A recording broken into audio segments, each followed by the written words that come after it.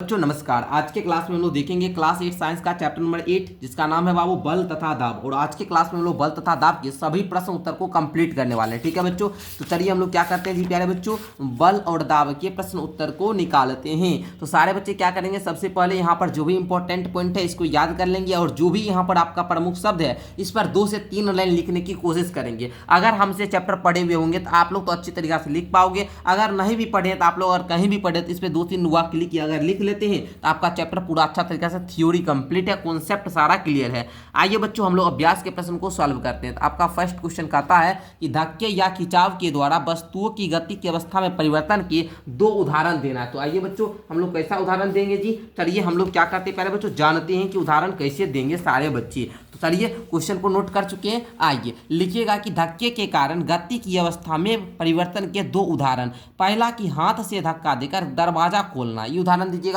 दूसरा, अगर किसी बच्चे द्वारा टायर चलाते हुए गति बढ़ाने के लिए टायर पर लकड़ी से प्रहार करना। आप लोग देखिएगा साइकिल का जो चक्का होता है ना, बच्चा बचपन में क्या करता है, वो डंटा लेगा इतना डंटा और उससे ऐसे मारते मारते क्या करेगा, वो जो टायर होता है उसको चलाते जाएगा। रोड में हम लोग क्या कहते हैं, गली कुची में है ना, गाँव वगैरह में वैसे ही होता है। बच्चा खेलता है, बच्चा में टायर खोलेगा साइकिल वाला और उसी टायर में क्या करेगा, लकड़ी से थोड़ा थोड़ा उस पर टच करते गया और टायर आगे बढ़ते गया। ठीक है ना, ये सब खेल खेलते थे बच्चे में हम लोग, आप लोग पता नहीं खेलते। या फिर अगर आप ये नहीं लिख सकते, दूसरा और भी लिख सकते कि हॉकी हॉकी हॉकी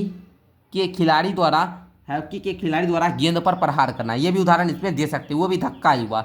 आगे कहता है बाबू खिंचाव के कारण गति की अवस्था में परिवर्तन, लिखिएगा किसी धनुर्धर द्वारा तीर चलाना, ये हो गया। देखिएगा धनुर्धर खींच के चलाएगा ना, खींच के चलाता है ना जी, धनुर्धर द्वारा तीर चलाना। कुएं रस्सी द्वारा बाल्टी ऊपर खींचना, कुआं से जो खींचते हैं बाबू, ये भी क्या हुआ जी, बाल्टी ऊपर खींचना, ये भी खिंचाव के कारण गति की अवस्था में परिवर्तन हुआ। तो इस प्रकार आप लोग फर्स्ट क्वेश्चन के उत्तर को लिख लोगे, सभी बच्चे लिख लेंगे। चलिए सेकंड क्वेश्चन कहता है ऐसे 2 उदाहरण दीजिए जिसमें लगाए गए बल द्वारा वस्तु की आकृति में परिवर्तन हो जाए। तो वस्तु की आकृति में परिवर्तन कौन सा होगा, रबर देखें जी, रबर। तो बोलिएगा कि रबर की गेंद को दोनों हाथों से दबाना, इससे परिवर्तन हो जाएगा। रबर बैंड खींचना, इससे परिवर्तन हो जाएगा। ये दोनों उदाहरण आप लोग दे देना, ये फर्स्ट उदाहरण, ये सेकंड उदाहरण। तो आई होप कि प्यारे बच्चों आप लोग लिख लोगे उत्तर में। तो क्वेश्चन नंबर 2 तक सारे बच्चों का क्लियर हो चुका है। आइए क्वेश्चन नंबर 3 की ओर बढ़ते हैं। क्वेश्चन नंबर 3 सारे बच्चे का कहता है बाबू कि निम्न कथनों को आप लोग को क्या करना है, रिक्त स्थानों की पूर्ति करके भरना है बाबू। चलिए हम लोग क्या करते हैं समझते हैं। कहता है कुएं से पानी निकालते समय हमें रस्सी को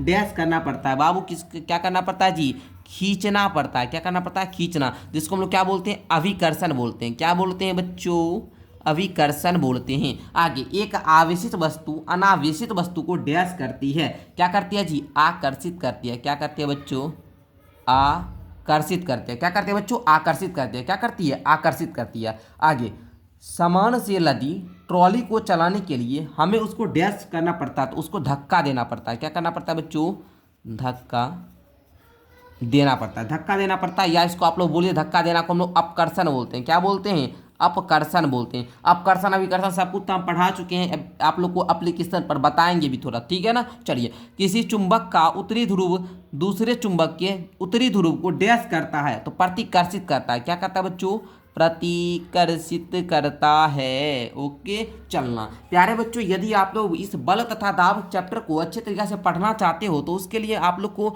मेरा एप्लीकेशन डाउनलोड करना पड़ेगा। प्ले स्टोर से डाउनलोड कर सकते हो या फिर डिस्क्रिप्शन में लिंक है, जाना प्ले स्टोर पर सर्च करना SBM क्लासेस, आपका एप्लीकेशन आ जाएगा। कोचिंग के नाम से आप लोग देखिएगा बाबू, इस प्रकार सा लोगो रहेगा, ठीक है ना। लोगो देखकर डाउनलोड करना और वहाँ से क्लास 8 का टॉपर बैच चलता है, तो क्लास 8 के टॉपर बैच में एडमिशन करवा लेना। 499 रुपया में 1 साल, 499 रुपया में 1 साल की पढ़ाई मिलती है। सारा कुछ नोट्स वगैरह, PDF वगैरह, टेस्ट वगैरह सारा कुछ मिलेगा बस 499 रुपया में, ठीक है। तो जरूर डाउनलोड कीजिए, क्वेश्चन आंसर का भी PDF मिल जाएगा। आगे देखिए बच्चों क्वेश्चन नंबर 4 को। क्वेश्चन नंबर 4 कहता है एक धनुर्धर पर निशाना साधते हुए अपने धनुष को खींचती है।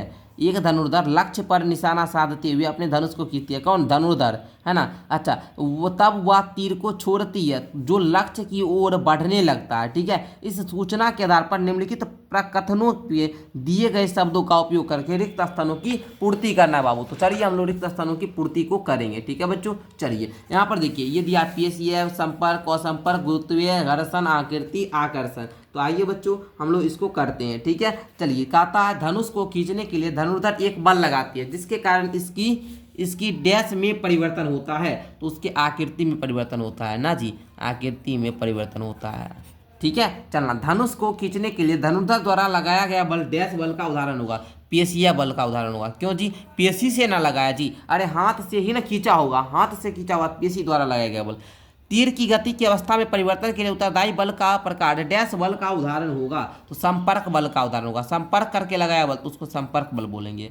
आगे, जब तीर लक्ष्य की ओर गति करता है तो उस पर लगने वाला बल डैश तथा वायु के डैश के कारण होते हैं, तो यहाँ पर बोलिएगा बल गुरुत्व, गुरुत्व, गुरुत्व तथा वायु के डैश के कारण होते हैं, तो घर्षण के कारण, वायु के घर्षण के कारण। ठीक है, समझे आप लोग, लिख लीजिएगा। घर्षण है बाबू, घर्षण नहीं दिख रहा है।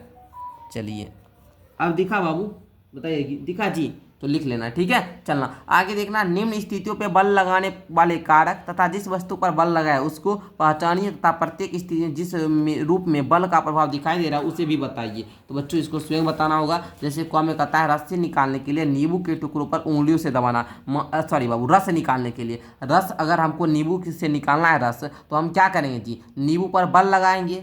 तो कौन सा बल लगाएंगे, उसका कारक क्या होगा बाबू, और जिस वस्तु पर बल लग रहा है, कौन सा वस्तु पर बल लग रहा है और उसको पहचानना है, और बल से क्या प्रभाव पड़ रहा है उसको लिखना है। तो बच्चों हम यहाँ पर लिख चुके हैं कि अगर हम रस निकालने के लिए नींबू के टुकड़ों पर अंगुलियों से दबाएंगे तो उस पर हम लोग पेशिया बल लगाएंगे। इस प्रकार मान लीजिए अगर ये रहे, इसको हम लोग कौन सा पेशिया बल लगाएंगे, क्या लगाएंगे बाबू, पेशिया बल लगाएंगे, पेशी द्वारा बल लगाएंगे, तो उसको बोलते हैं पेशिया बल। ठीक है, जिस वस्तु पर बल लग रहा है उसको नींबू के टुकड़े पर बल लगाएंगे, है ना, इस प्रकार दबाएंगे जी, तो बल का प्रभाव क्या पड़ेगा, तो बल के प्रभाव से नींबू की आकृति में परिवर्तन से नींबू का रस क्या हो जाएगा, निकल जाएगा। ठीक है ना। उसी प्रकार कहता है यदि दंत मंजन की ट्यूब से पेस्ट बाहर निकालना, तो आप उस मान लीजिए दंत मंजन वाला हो जाता है उसको, जिसको कॉलगेट बोलते हैं, उसको दबाएंगे तभी तो निकलेगा ना जी, तो उस पर कौन सा बल लग रहा है, तो बाबू आप लोग बोलिएगा उस पर भी सर पेशिया बल ही लग रहा है। तो इसको हमने डिटेल्स तरीका से यहाँ पर लिखा है, आइए हम आपको पढ़कर समझाने का प्रयास करते हैं। पहला लिखिएगा बाबू क नंबर वाला, इस प्रकार पहले कॉलम बनाइए, यहाँ पर क्या कारक लिख दीजिए,